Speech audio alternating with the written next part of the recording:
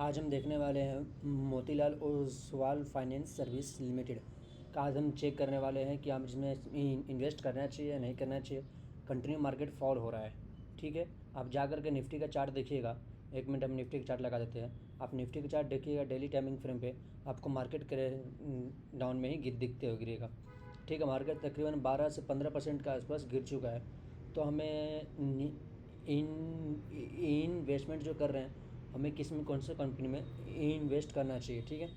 Motilal Oswal finance service limited, ठीक है। अब हम इसमें शुरू करते हैं। इस कंपनी का आज हम फंडामेंटल एनालिसिस करने वाले हैं, ठीक है। मोतीलाल ओसवाल, अगर इसका करंट प्राइस देखिएगा आप 608 चल रहा है और इसका हाईएस्ट प्राइस देखिएगा 1064 है, ठीक है। अभी मोटा मोटी अगर इसको देखे जाए तो लो प्राइस है 326 ईयरली है, यानी 52 वीक्स है। अगर आप इसका देखने जाएं तो अभी तक ये बीच में ट्रेड कर रहा है, ठीक है। ऑल टाइम हाई से और ऑल टाइम लो से, हाई और लो दोनों के बीच में ट्रेड कर रहा है। 608 रुपये के आसपास चल रहा है जिसमें मैं वीडियो रिकॉर्डिंग कर रहा हूँ, तो ठीक है।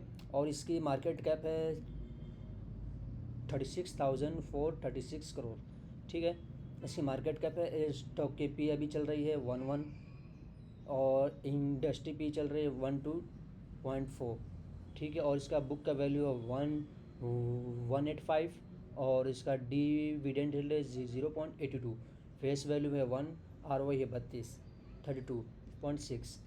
अगर आप इसका देखे जाए ऑल टाइम, अगर इसका आप पी देखिएगा, ऑल टाइम इसका अभी इस समय पी था, ईयरली चेक कर रहा हूँ तो 21 के आसपास था, जो मुझे अच्छी लग रही है। यानी कि फेयर, अभी जिसका देखा तो फेयर वैल्यू की तरफ ये बढ़ रही है, फेयर वैल्यू की तरफ। और इसका कॉम्पिटिटर आप देखना चाहें तो एफएल है, शेयर इंडिया है, जिससे कि बहुत सारे, ये कंपनी जो है मोतीलाल ओसवाल वाला है, जो कंपनी है ढेर सारी सेक्टर में काम करती है, पार्टनरशिप में भी काम करती है, कुछ बिजनेस में।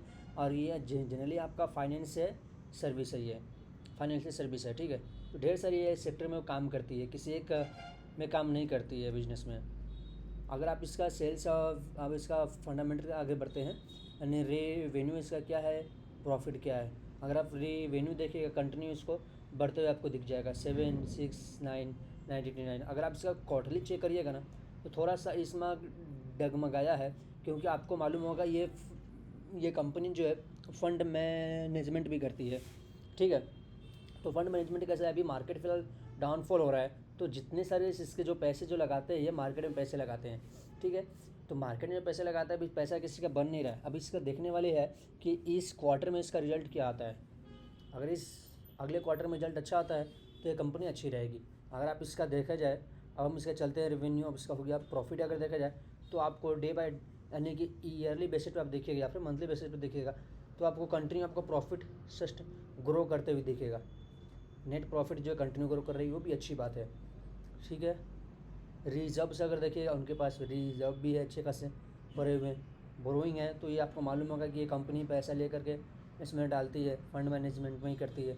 तो जनरली है इसका कर्ज, तो भाई पैसा इधर से उधर से उठा करके ही वो मैनेजमेंट करेगी। तो आपको इसमें आपको बोरोइंग तो कंपलसरी आपको देखना पड़ेगा, ठीक है। नेट प्रॉफिट भी आपको देख लिया आपने, कंटिन्यूस है जो कंपनी ग्रो कर रही है, 3296 है और इसका 15 है। और आप इसका कंपनी का कंटिन्यू रिटर्न ऑफ इक्विटी देखिएगा 10 ईयर का, तो आपको 22% है, और 3 ईयर्स का देखिएगा 25%, जो कि अच्छा है। स्टॉक का CAGR देखिएगा 38 के आसपास है, 3 ईयर्स का, और 10 ईयर्स का 23 है, बहुत सारी अच्छी बात है। फिर कंपाउंडिंग प्रॉफिट ग्रोथ का देखिएगा 10 ईयर्स का 42% है, 3 ईयर्स का 22% है।